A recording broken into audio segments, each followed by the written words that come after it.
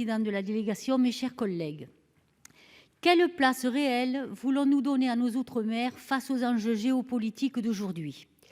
Grâce à nos forces de souveraineté outre-mer présentes sur les 4 océans, la France est dans le club très restreint des États disposant d'une présence militaire globale. Elle y figure même à la 3e place.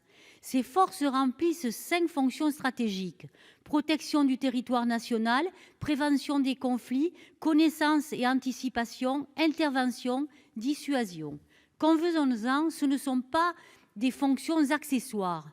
Pourtant, les forces outre-mer sont placées en bas de la liste des priorités des armées, avec une fatigue criante des équipements et des effectifs en précarisation presque continue depuis la fin de la guerre froide. Dans un environnement opérationnel contraint par de nombreux défis, se profile un risque important de rupture capacitaire qui pourrait entraîner l'État à ne plus pouvoir remplir de façon opérationnelle l'ensemble de ses missions et fonctions stratégiques. Le rapport de mes éminents collègues propose en conséquence de faire des Outre-mer la priorité de l'actualisation de la loi de programmation militaire. Ma question est donc la suivante. Pouvons-nous compter sur vous, Monsieur le Ministre, pour faire avancer cet aspect des choses ?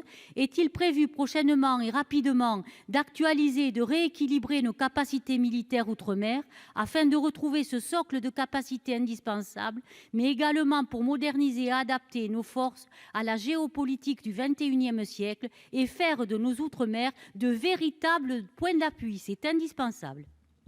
Merci, cher collègue. Monsieur le ministre, à vous. La réponse: pouvez-vous compter sur moi? La réponse est oui. Je me bats au sein du gouvernement pour développer tout ça. Je rencontre mon prédécesseur, M. Lecornu, pour que la présence outre-mer soit renforcée.